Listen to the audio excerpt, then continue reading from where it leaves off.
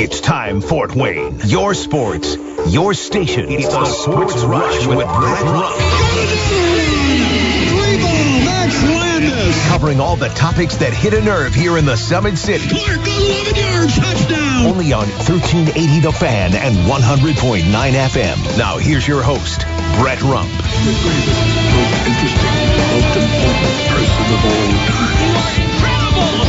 Over the one. Yeah, well, you're half right. What is this, amateur hour? This is going to be huge. I believe this is going to be our fine soon. Just when I think you've said the stupidest thing ever, you keep talking. I think that's the worst thing I've ever heard. That boy ain't right. The simplest way to put it, I have problems. Welcome to the alleged show. My kind of magic is automatic. I feel like dancing. I feel like dancing. Let's get ready to head home to a beautiful Tuesday night. It is gorgeous. Love this weather. Pumped up for a special 2-hour show. It is the Sports Rush, your daily local sports fix, 4 to 6. I am Brett Rump along with Adam Lundy, and we've got you connected on the Parkview Sports Medicine text line at 260-447-8500. Coming up on the show, what is this new game that's coming to town? Lawn bowls, my friend. Lawn bowls. I have to be honest, I'd never heard of it until I found out it was coming to Fort Wayne. And we're going to learn more about it because we're going to be talking to Craig Fischer, who is with the Fort Wayne Curling Club. And it's the curling club that is going to start lawn bowls here in Fort Wayne. We're going to learn about it. We're going to get all of our listeners out there informed, and if they want to get involved, you certainly can. So we're going to find out about this new sport. It's a new activity that is coming. Pickleball. Get out of here. Yeah, that's so 2020. Let's get some lawn bowl happening in Fort Wayne. Yes, sir. So that'll be fun. That's coming up in just under 20 minutes from now. Yep, we'll talk to him coming up in this half hour. Also, in hour number 2, Sam King will join us to talk about Purdue's 4-game losing streak. Man. What up with the Boilermakers? And can they turn it around here at the end of the Big Ten regular season going into the tournament? I don't need to beat a dead horse, but it's fatigue, man. It is fatigue. Well, you're tired of beating that horse. No. Tired teams, man. I've been saying it for like 3 weeks. You can just see signs of fatigue all over college basketball, And, these schedules now are more consistent, but they also are nonstop. I mean, you play Sunday, Wednesday, Saturday, Tuesday, then you throw in a Friday. I mean, it's always like a game, 2 to 3 days off, and a game. It used to be that you might play a game Thursday and Saturday, but then you wouldn't play again until the following Thursday or, maybe even have the week off till Saturday. But the point is, there are no 5 or 6 day breaks in the schedule until you come up with that bye week. And right now, Purdue enjoying it, and hopefully it gives them the rest they need.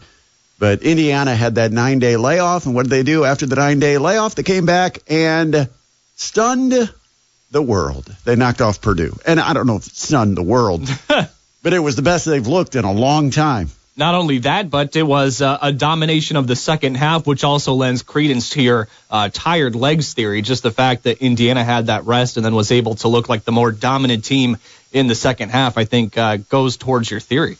Always anxious to get your thoughts. 260-447-8500, the Parkview Sports Medicine text line, 260-447-8500. And what day is it, Adam? It's Tuesday. Tuesday, that means time capsule trivia. I was told at the game Saturday night in Huntington. Yeah. I was told by a lovely couple from Columbia City that Tuesday time capsule trivia, their favorite segment of the week. He says, we just enjoy listening and playing along. And he had some words for you too, Adam. Oh, no. Did he call me an idiot? He said, no, he just said every once in a while he comes up with some really strange things for the first clue or two. You got to know it's the first clue. I can't have you getting it, man. I said, it's just filling time. He knows we're not going to get it unless we get lucky. Yeah. I said one time, I think I threw out a wild guess and got it. Oh, that was crazy. I remember that. I don't even know what the clue was, but there was no way I should have gotten an idea of even getting close, and I nailed it. Probably was like badminton or lawn darts or something like that. Australian something. Something like that. But yeah, we've got that coming up just after 5 o'clock, so stay tuned for your chance to call in and win. We've got a large pizza at a Pizza Hut, and our friends at your Fort Wayne area Pizza Hut restaurants. That's up for grabs coming up with Tuesday Time Capsule Trivia, and all you've got to do is call in to play. That's it. That's it. We give you a pizza just for being a victim. How's that? The victim of Time Capsule Trivia. Who will be my victim today? Hey, we already got our first text of the show today. Somebody wants to know, are you saying long bowls or lawn bowls? We are saying lawn bowls, L-A-W-N. Yeah, it's a new phrase that I probably have to get used to saying, because I probably do make it sound like long bowls. Oh, yeah, I don't know. Lawn bowls. It is lawn bowls. Our second text. It's actually played on a surface that is much like a golf green. Ooh. And what is it, an English sport or a European sport that's being brought here? Or I don't know. We'll have to figure out the origin. We'll find out. We'll get details. It seems like one of those sports, when I was reading about it, that's probably been around since like the 1800s. It says the game was first played in the 13th century. I'm looking at the... Oh, well, even before then. Yeah, so it's definitely got some history. Somebody else texted in. They said, hey, these players are 18 to 22 years old. They should not get tired, Brett. The schedule isn't that difficult. What? These players are 18. Okay. Yeah. Here's what they don't see. Okay. That the schedule may have a game every third day, but I'll give you an idea of the schedule because you play a night game. And let's say you're on the road on Wednesday night and your next game is Saturday, right? Seems like that's a nice little break between games, probably better than what most high school kids get. But here's the thing, is you play Wednesday night, you have to travel back. Now, depending on the league, you might be taking a bus and be on a bus for 3 hours, get back at 1:30 or 2 in the morning. You might fly back and still get back at 1 o'clock or 2 in the morning because most of the leagues that fly, they play a couple of hours by air away from their home. So even those that have to have the luxury of having a charter flight may not get back till 1, 2, maybe even 3 in the morning by the time they're home and get a chance to get to bed. Then the next morning, you have to get up because you have to be at class. So you don't get a great night's sleep. Then after class, you have to go to your rehab and therapy, which most players will have the day after a game, and you have to get the ice bath or whatever it might be. They've got all these things now where you put your legs in these they look like ski pants or some kind of winter pants, right? And oh yeah, and they're supposed to get your blood pumping and supposed to help with your recovery. Then you go to a film session where you review the last night's game. Then you come back and you might have practice later in the afternoon. The next day, which is going to be, it would be Friday. It'd be the day before the game. You might have a full practice with film session on the scout. You'll have scout meetings probably a couple of times that day. You'll have classes. And then the next day is game day where you'll have your shoot around. And then you'll be back for the game. And many of the players get to the game an hour and a half, 2 hours before the game starts. And so it's a pretty full schedule. And it's almost like rinse and repeat because you go through it over and over and over. And most of these guys have been playing basketball since June. They had like 4 weeks off since June. And so it's a lot of basketball, a lot of practice, a lot of games, and a ton of travel. And you're going from time zone to time zone and back and forth. And it's not that you're tired. It's not like I need a nap. That's not that kind of tired. It's where your legs just don't have 100% of the juice. It's like your cell phone battery. Okay, it may work and you may be able to use the phone just like you did before. But then when it charges back up, instead of it going up to what is 100% capacity of that battery, it only fully charges at 94%. And so even though you have time to rest, instead of coming back at 100%, you come back fully rested, quote, quote, at 94% instead of 100%. That might be the best analogy that I've come up with in a while because that's exactly what happens during the course of the season. And then what happens? You go out, play a game, you go back into the cycle, and now you're at 92%. Yeah, and eventually you're playing games where you might be 85, 90%, but you feel rested because you've slept like normal. The cycle's fine and you think you're well rested, but your brain is in overdrive every single 2 or 3 day period because you have to completely learn a new scout. You have to learn new personnel. You have to learn, what your defensive principles and game plans are going to be, because those scouts, remember, you're talking about every screen situation, whether it happens on the wing, whether it's a 4-man screening for a 3, whether it's a 5 screening for a point guard. And based on those screen actions of your opponents, you set up a game plan as to whether you switch it, you hedge it, you let the guy fight through, you let the guy drop below. All of that is part of the scout on everything that's going to happen and you might face. And it could be completely different every game. So it's like taking an entirely new course every 2 days. That's a lot of brain power. Have you ever gone to a seminar where you've had just intense training for like a 2-day period? How do you feel after you've had intense classroom training? All you've been doing, sitting in a chair, watching a screen. Why are you tired? Okay, because when you use your brain like that, you wear down. And it's just another factor of why teams tend to get a little tired or fatigued as they get into the month of February. I think we've seen it. I think it's been on display. I think Indiana had a stretch. I think a number of teams probably have had their moments. I mean, Notre Dame, number 1 team in the country in women's basketball, just got beat. Was it fatigue? I don't know, but they do have players that play heavy minutes, and they had an overtime game. So, who knows? But I think it is very prevalent, and it's not about getting rest. It's not even about days off. It's about the nonstop routine of going through it day after day, week after week. I mean, have you ever worked 6 months and felt like I just need a week off? Oh, yeah, sure. Yeah, absolutely. Okay. I mean, you're not working construction, buddy. What are you tired for? Yeah. And, you only work 8 hours and you get plenty of sleep. What are you tired for? Why do you need a vacation? Well, same thing with the college basketball players. Somebody texted in 260-447-8500. They say, but it's the same for every team, Brett. It is.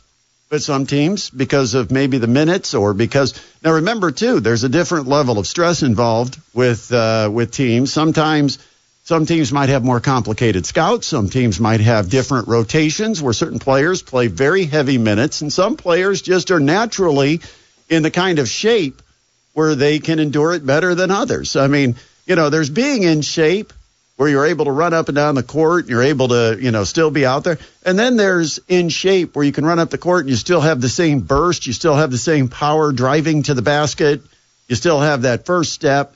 And so there, yes, it is the same for everybody, and some teams seem to endure it better. The other thing is it's not always the same for everybody, because some teams may have had a bye week in early February, and so maybe they've had their refresh. And some teams, it's dragged until now. Purdue went a very long time without a true bye week where they had a 6, 7, 8 day stretch off. Yeah, absolutely. So it is slight differences in schedule, and like you said, there's different times of the season where some of these teams get their quote-unquote bye. So yeah, it all just different factors here. Last night, Pacers' streak came to an end. Yeah, it did. Fell to Nuggets. Jokic piled up the assist in that one. I don't think we have the box score for that one. But Jokic, I think he had did he have 19 assists in that game last night? Yep. He's a 5. He's not a point guard. No. He's a distributor as a 5-man. It's scary. He's special. And the Pacers fall to the Nuggets, and now they'll have to bounce back. What is it? The Raptors are coming up. Oh, the high and mighty Raptors. Yeah, that'll be tomorrow. Yep. So they have to bounce back fairly quickly because they've got the Raptors. But again, they'll be at home taking on Toronto tomorrow night. 260-447-8500, the Parkview Sports Medicine text line. Let's find out what's happening in the world of sports. It's today's top headlines with Adam Lundy. All right, thanks, Brett. Let's get into today's top headlines. Cleveland Browns general manager Andrew Berry reiterated today that he does not intend to trade defensive end Myles Garrett amid the 2023 Defensive Player of the Year's trade request. Quote, "We can't imagine a situation where not having Myles as a part of the organization is best for the Browns," Berry said at the NFL Scouting Combine today. Quote, "We don't have an interest in trading Myles." More news from the Combine today. Bengals Director of Player Personnel Duke Tobin said Cincinnati is preparing to make wide receiver Jamar Chase the highest paid non-quarterback in the NFL. Quote, "We're going to reward Jamar," end quote, Tobin told reporters today at the Indianapolis Scouting Combine. And one more for you today, Brett. Indiana Fever guard Christy Wallace will sit out the 2025 WNBA season. The team announced today with the Fever's acquisitions of Sophie Cunningham and DeWanna Bonner, Wallace likely would have had minimal playing time with the Fever in 2025. Indiana's roster now stands at 10 players. It also opens up $80,000 for the Fever to use on another player ahead of the beginning of the season. And those are your top headlines. Is that strange? Why didn't she just ask for her release? I don't know. It is kind of strange. Why would you sit out, say, I'm going to sit this one out, not get paid? I don't know if Australia, her homeland country, if there's some kind of basketball she can play during the same time period. But I just found that kind of odd. Yes, I believe we understand she's not going to play. Last year, get this, she was in the starting lineup at the beginning of the season. Oh, yeah, I remember. And by the end of the year, she wasn't even in the rotation. And so the writing was on the wall that she wasn't going to get minutes this year. And if she did, they would be very selective spot minutes, probably in one-sided games or if they dealt with an injury or something.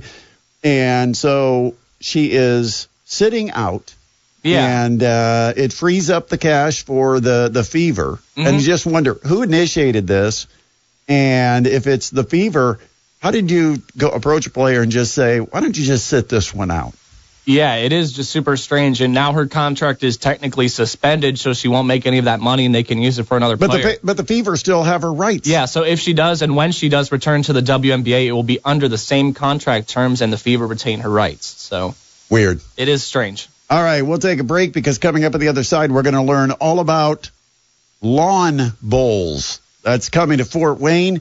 It's a initiative brought to town by Fort Wayne Curling Club. We'll talk curling, we'll talk lawn bowls, and Craig Fischer with Fort Wayne Curling Club is going to join us. Coming up after the break, this is the Sports Rush on 1380 The Fan and 100.9 FM. Next week, my son and his girlfriend are coming up from Florida because his girlfriend is born and raised in the Sunshine State, and she has never taken a vacation from Florida to get to any of the colder regions of the country. Has never seen snow, has never felt cold. And so they booked this trip a long time ago, and they booked it for the first week of March. He's coming in next week, and wouldn't you know it, here it is, 50-some degrees today. Yeah, we waited too long. You had to come in early February. We've had like a month of frigid air, and so they actually were looking forward to coming to see snow for her spring break. Oh, it might be all gone. Most people are just the opposite. They're wanting to leave the snow to go to a beach down in Florida. She's wanting to leave the beach in Florida to come up and see snow, and then we might not have snow. But you know what we will have soon? What? We're going to have lawn bowls.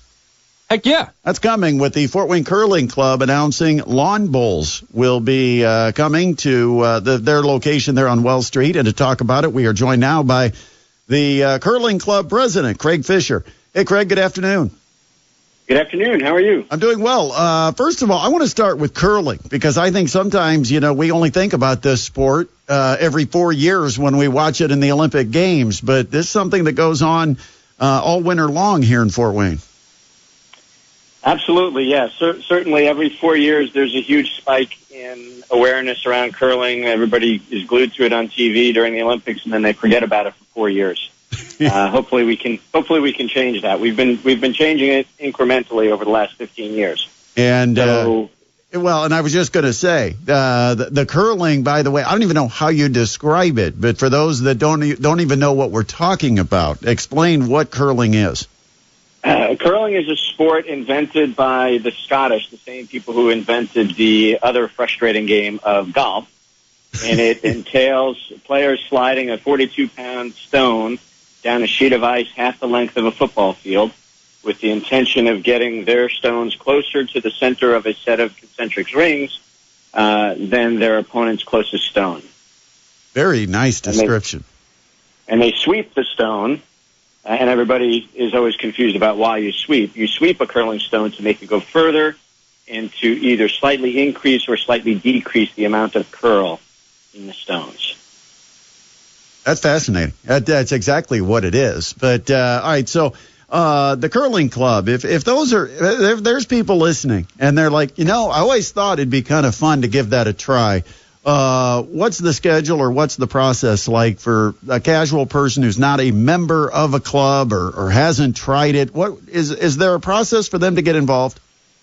Yeah, so certainly there's a few different options. So first off, unfortunately, we are getting close to the end of curling season. Curling season runs generally September through beginning of April. But the options to try the sport are we hold public learn to curl sessions about twice a month. For $20, you can come out, get instruction and gameplay, about 2.5 hours, 2 hours, 15 minutes, 2.5 hours on the ice. No experience or equipment is needed.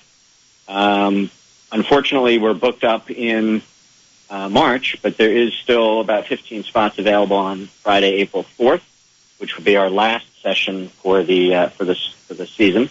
However, we also do private events. So if somebody's interested, has a bunch of buddies, or has a company and they want to do a team building event, we can do a private event for these people. And for $400, you get sort of the same experience for up to 10 people, but you generally get your seat to yourself, and in most instances you have the club to yourself as well. And we've got a bar that we can serve to people participating in curling activities. So it's a lot of fun. Talking to Craig Fischer with Fort Wayne Curling Club, and now the announcement talks about the initiative to bring lawn bowls into Fort Wayne. Is this going to happen, or is this the process of trying to make it happen? There is an element of it not happening, but we've already raised 50% of the money that we need to construct it. We've got a successful track record. We started the club 15 years ago and have built 2 dedicated curling facilities along the way. So we have a track record of success at doing this. We've got the support of, the AWS Foundation, who we run an adaptive curling program with. They've supported us by giving us a significant chunk of money. So we still have more money to raise, but I have every confidence that we will be successful. And just since the press release went out on Monday, this is something we've been working on for 6 months or so. But we just felt confident enough to send out the press release, and the attention that we're getting thus far has been very surprising. So we're very heartened by the support we've gotten from the community thus far. This is the first I've learned of the sport. Where has it gained momentum, and is it already widely available in the U.S.? In the U.S., not quite so much. It is available in the U.S. The sport has its roots in ancient Egypt and ancient Greece, but it's more of a UK-based sport. Popular in the UK. If you talk to any British expat, they or their parents or their grandparents have played it. It's quite popular in any Commonwealth nation, and in fact, Australia, about 3% of the population of Australia participates in lawn bowls. So it's just not as well known in the U.S., but it's very similar to bocce, which a lot of people know about. It's sort of a combination of bocce and curling. It's bocce played on a very large, very flat golf green, and the bowls, instead of balls, have a slight bias to them, so they curl in the same arc that a curling stone curls. One thing that caught my eye in the press release, Craig, is where it talked about it's a family activity, because I think people are always looking for activities like this that they can all participate in. What is the age group? I mean, pickleball kind of caught on because a very broad range of age group could play it. Now you've got this lawn bowls, which I think is kind of similar. It seems like it's almost an all ages type activity. Yeah, absolutely. So, in the curling club, we recommend sort of 8 years and up, and it would probably be a pretty similar range. And, when you get under 8 years old, attention span and everything else is more of a challenge than anything else. But yeah, similarly, there are people that can start at 8 years old all the way up into their 90s.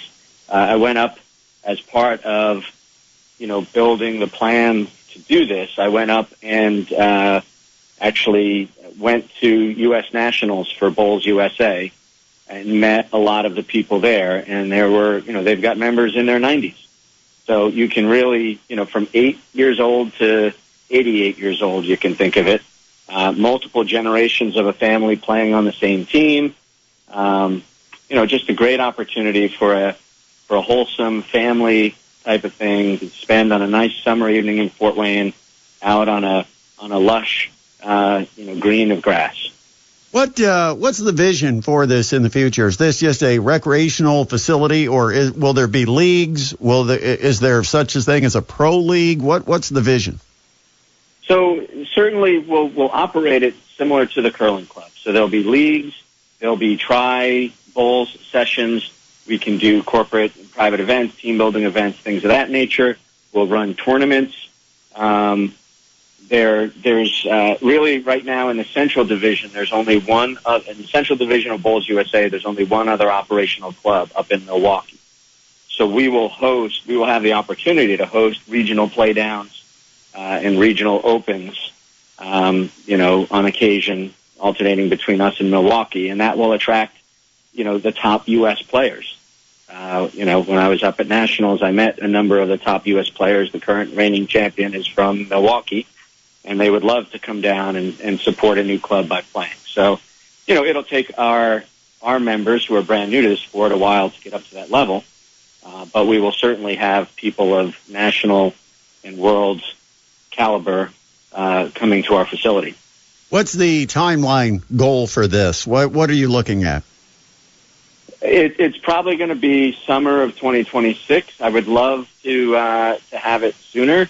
It's just the timing of getting the fundraising, and then we're reliant on nature and having grass grow, having the weather to have grass grow. So unless a windfall comes to us very quickly and we can start construction very, very quickly, we probably we'll be doing construction over the summer. Hopefully get the grass planted before, during the fall, so that come spring of 2026, we'll be up and operational. And for people to get more information, I know there's already a website set up. Yep. So there's a couple ways they can follow us. They can go to FortWayneLawnBowls.com, all spelled out, FORT, WayneLawnBowls.com. They can join the mailing list or e-newsletter to be kept apprised of our progress. We're looking for donations as well, so you can donate and get a tax-deductible donation to help construct this facility. They can also follow us on social media. There is a Fort Wayne Lawn Bowls Club Facebook page and Instagram. So those are the best ways to keep apprised of our progress. Just curious, are there memberships available? Like if somebody says, yes, I want to do this, and I'd like to get information about a family membership or anything like that, will that be something available now or in the near future? Yeah, I would imagine over the summer we will develop the membership levels and have, allow people to purchase memberships in advance, which would be a great way to, front load some revenue for us to help construct this facility. At this point, we're working on regular donations and then corporate donations, and that'll sort of be the next step of those people that are interested, buy in for your 2026 season now, and we can take those funds and put them towards the construction of the facility. We're thinking alike, Craig. That's exactly what I'm thinking. I'm like, hey, if you're committed to this and you're ready to start, maybe you get a little discount on an early bird membership, and that money helps you out too in getting this whole thing built. Well, good luck with this project. So, when we did the curling club, we did something similar where you paid $1,000 up front and you got a $1,400 credit towards the club. Great. So you could use for subsequent seasons. So we'll probably do something similar to that. Awesome. Craig, appreciate the time, and we got to get out there. Adam and I got to get out there, except I want Adam to be my stone. Do we have human stones? Because I want to shoot him about 50 yards down a sheet of ice. I've had that dream for some time now. But Craig, enjoyed it, and best of luck with this. Hopefully everybody jumps on board and we can have this as an activity in Fort Wayne. If not by the end of the summer, next year, 2026. Awesome. Well, thank you so much for the exposure and help. Thanks for helping us get the word out. Absolutely. Craig Fischer, he is the club president of the Fort Wayne Curling Club, and also he is, I guess, club president of the Fort Wayne Lawn Bowls. Yeah. Hey, side note, I was reading the release article kind of talking about this, and I also saw that the green that they're planning to construct for the lawn bowls can also be used for croquet. So we might also see some professional croquet coming to Fort Wayne here as well. So, hey, more activities in the summer. I'm all for that. Yeah, their facility, by the way, is on Wells Street, right across from the Parkview Sports Medicine Ice House. So yeah. It's convenient, especially to the north side of town and not that far off I-69. So great to have Craig join us here on the Sports Rush. We'll take a break. When we come back, we'll talk boys sectional draw and why that is giving us a little bit of a lesson as to why we desperately need an arena in this town, something that is 4,500, 5,000, 5,500 seats. It's pretty glaring and obvious when you look at this draw. But we'll talk about it when we come back. It's a Sports Rush on 1380 The Fan and 100.9 FM. Welcome back to the Sports Rush, your daily local sports fix 4 to 6. I am Brett Rump along with Adam Lundy, and we've got you connected on the Parkview Sports Medicine text line 260-447-8500, 260-447-8500. Coming up at hour number 2, Sam King from the Lafayette Journal and Courier is going to join us. We got to find out what he thinks is going on with Purdue Boilermaker basketball. Losers of their last 4 and a really, really poor second half against Indiana Hoosiers. And I'm not saying that to take anything away from Indiana, because I thought Indiana was great. And you heard me yesterday talk about how good I thought Indiana was in that second half. But Purdue was about equally as bad as Indiana was good. So we'll talk to Sam King all about it coming up at 5:20. Also, a chance to win is less than 30 minutes away, because we've got another edition of Tuesday Time Capsule Trivia right here on the Sports Rush. You can pick up a large pizza to Pizza Hut just for being today's correct caller. All right, so what do we have coming up tonight? Mastodon's Coaches Show is following the Sports Rush. Yeah. I should know that. I am your host. Full disclosure, this week's show recorded.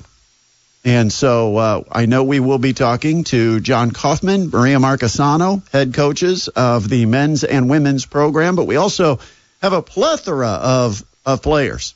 We've got from the men's basketball team, we have Rasheed Bello and Trey Lewis, who I don't think we've talked to on the Coaches Show before. Get to know Trey Lewis. Also, Lauren Ross. What doesn't she do? That's a good question. Contributes all across the floor. What an addition. What a snag from the transfer portal for Maria Marcassano. And yes, it's only 1 year, but it shows sometimes the right fit, 1 year's worth it. She's an unselfish player. She's fit in magnificently. She's almost unselfish to a fault, and that is something we will talk to her about coming up later. Does she pass up too many shots because she is such a unselfish teammate? But we'll talk to her about that and more. Coming up, it's the final week, and, of course, the Women's Basketball Showdown coming up on Saturday. They'll take on Green Bay, both teams with just one conference loss, and the winner of the game that will take place Saturday is going to be the number 1 seed and the regular season champion in the Horizon League. So you won't want to miss it. No, I mean, well, I guess you could miss it because we're not broadcasting it, but you want to keep track of it because this is a special team that finishes on the road, and that's a huge game coming up Saturday. Looking forward to that, seeing how the Lady Dons finish out that season. I can tell you, we'll tell you what's happening with the women because we've got the men's broadcast, which is also on the road. This for the men, they also take on a first-place team. They'll take on the Cleveland. Well, actually, they're not now. No, they they're not. have been like all season, but as of today, they're not. They're officially second place? I'll double check here. I'm scrolling down, but yeah. Right, but I mean, there's like 5 teams that are all within like a game and a half of each other. Yep, Cleveland State currently sitting at second in the Horizon League. So the Dons will play Cleveland State this Saturday. It is a 4 o'clock tip, and it got moved to later in the afternoon, which means it is, I believe it is the last game of the Horizon League regular season, men or women. Ooh. Okay, I'll we double will check here. So when we get done with Saturday's game, we will know the entire bracket for both the men's tournament and women's tournament in the Barbasol Horizon League Championships. Fantastic. How about that? I like it. All right, so boys had their sectional draw over the weekend. I know a number of the teams got together where they watch it as a group. I was talking to Seth Coffing, the coach of the Bishop Lures Knights, and they were at a bowling alley. That was the kids' choice. It was not the coach's choice because I do not believe Coach Coffing is a big fan of bowling. Oh, I love bowling. That's fun. But that is where they wanted to go to hang out together as a team and then chill and watch the tournament bracket. But we've got your pairings. Here's the way it lines up for the boys in Class 4A. A tournament at Carroll is going to feature Snyder, Carroll, and Northrop Northside. Okay. Snyder, Carroll will be the first game on Friday. The second game, Northrop and Northside. Then you've got a 4A tournament at Wayne, where you've got Huntington North taking on Homestead in Game 1 and Game 2, Southside, 16-6 against Wayne, 16-5. Wayne had no trouble handling South about a week ago. We will be at Wayne for our tournament coverage coming up a week from Friday, right here on 1380 The Fan and 100.9 FM. We go to 3A, where there's a sectional at Garrett. And that will start on Tuesday night, 2 games with Angola Garrett, the first contest. That's 15-5 versus 17-6. That's a pretty good matchup to have in the first round. Got to ask the ping pong balls about that one. Leo will take on DeKalb in Game 2 on Tuesday, and 2 more games on Wednesday when Dwenger will play East Noble and Blackhawk. 19-3, the favorite in this sectional, will take on Concordia. The winners of the Tuesday games will play Game 1 on Friday, and the winners on Wednesday night's games will play Game 2 on Friday. The championship also Saturday night at 7:30 at Garrett. Belmont sectional in 3A. Mississinawa takes on Norwell to start it off Tuesday at 6 at 7:30 Tuesday, Marion and Belmont. Then on Friday night, New Haven gets a bye. They will play the winner of Mississinawa Norwell, and Heritage receives a bye for Game 2. They will play the winner of Marion Belmont. In Class 2A, up at Westview, Lakeland Busco is Game 1 Tuesday night at 6. Central Noble Prairie Heights follows. Then on Friday, Westview gets a bye. They take on the winner of Lakeland Busco, and Eastside will play the winner of Central Noble and Prairie Heights. Then you move to South Adams for a 2A, where Whitco will play Woodland on Tuesday at 6. That'll be followed by Lures and Bluffton. That game at 7:30. Then on Friday night, the first game, Adams Central against the Whitco Woodland winner. And South Adams awaits the winner of Lures Bluffton. Class 1A is at Fremont, where Fremont takes on Bethany Christian Tuesday at 6. You have Lakeland Christian against Hamilton at 7:30. And then on Friday, Lakewood Park gets a bye. They'll play the winner of Fremont Bethany Christian, and Canterbury gets a bye, and they'll take on the winner of Lakeland Christian and Hamilton. There you go. Yeah, it's kind of crazy that we're already in some boys, sectional action getting into it tonight. So we'll definitely have to see who kind of update some of those Tuesday games for you tomorrow.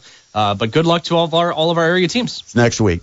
Oh, I'm sorry, I'm thrown off. We still got to finish a regular season. Oh, we got to go to. Yeah, all of the Tuesdays I was saying is next Tuesday. Oh, I got so thrown off. All the Fridays are a week from Friday. The whole tournament starts next week. I'm ready for it. Let's put it this way. There is no tournament game on the boys' side until, 1, the women or the girls get done, and number 2, until the calendar turns to March. Okay.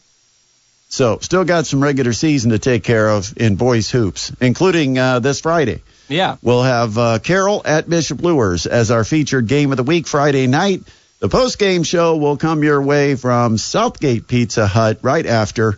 And I'm not sure who's doing the game, who's doing the post-game, but we'll have it. You'll be there, right? I'll be post-game? Yeah, I'll be at the post-game. You and Doot? Yeah, we'll be there. And then an unnamed announcer will be there. TBD. Yeah. All right, so here's the problem. What's up? It is so obvious that we need an arena. And I don't know what we've been waiting on for the last 10 to 15 years. It seems like, it's been 8 or 9 since they had that serious study about bringing a smaller arena to Fort Wayne. I mean, Indianapolis has 8 arenas. So they always have activities going on at one of them, because when these touring companies want to find a place to go to, there's a certain profile they're looking for. The Coliseum is often too big. Expo halls can take up an entire weekend. And so, one thing that we're not getting in Fort Wayne, and it really stinks, is we're not getting basketball, high school basketball, postseason, regionals, or semi-states played conveniently for Fort Wayne fans. I mean, we got lucky. What happened with the bracket at Huntington North last Saturday?